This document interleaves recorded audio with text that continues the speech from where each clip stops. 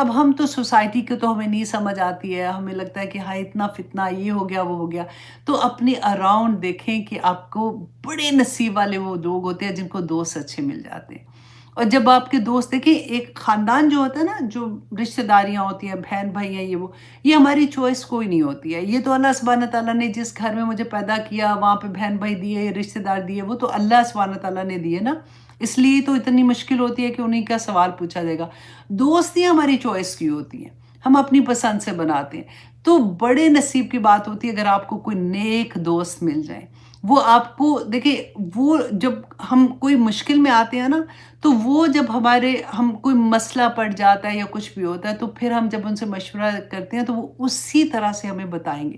اسی سے مجھے یاد آیا کہ ایک میری فرینڈ تھی، ہم لوگ آپس میں جب ابھی نیا نیا ہم قرآن پڑھ رہے تھے، ایکسائٹمنٹ بھی تھی بہت زیادہ، زندگی میں زندگی بدل بھی رہی تھی۔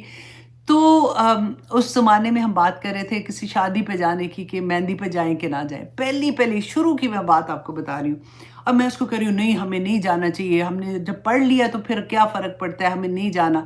تو اس نے کہا کہ اچھا، میں نے تو اپنے ہسبینڈ سے پوچھا تھا، میں نے اس سے مشورہ کیا، تو انہوں نے مجھے کہا کہ نہیں کوئی بات نہیں، اب اتنا بھی کیا بات ہے، یہ ریگولر ہی بات ہے نا، ایسے ہی ہوتا ہے کہ کوئی بات نہیں، اب اب ایسے تم کرنا شروع ہو گئی ہو۔ تو میں سوچ رہی ہوں کہ چلو میں چلی جاتی ہوں، تو کوئی بات نہیں، میں جلدی اٹھ کے آ جاؤں گی۔ ریگولر میں بات بتا رہی ہوں۔ اس نے مجھے یاد آیا تو میں نے اس کو یہ کہا، میں نے کہا دیکھ، ایک بات یاد رکھ زندگی میں، مشورہ ہمیشہ اس سے لو جس کو تمہارے خیال میں تم سوچتی ہو کہ دین کے لحاظ سے تم سے افضل ہے۔ کیونکہ اگر تم ایسے بندے سے مشورہ لوگی، وہ ہوگا اچھا، ایسا نہیں ہے کہ وہ کوئی برا ہے، ٹھیک ٹھاک بندہ ہے، جیسے دنیا والے اچھے بندے ہوتے ہیں نا، اس طرح والا، تو وہ تو تمہیں اسی طرح کا مشورہ دے گا نا جیسا وہ خود ہے۔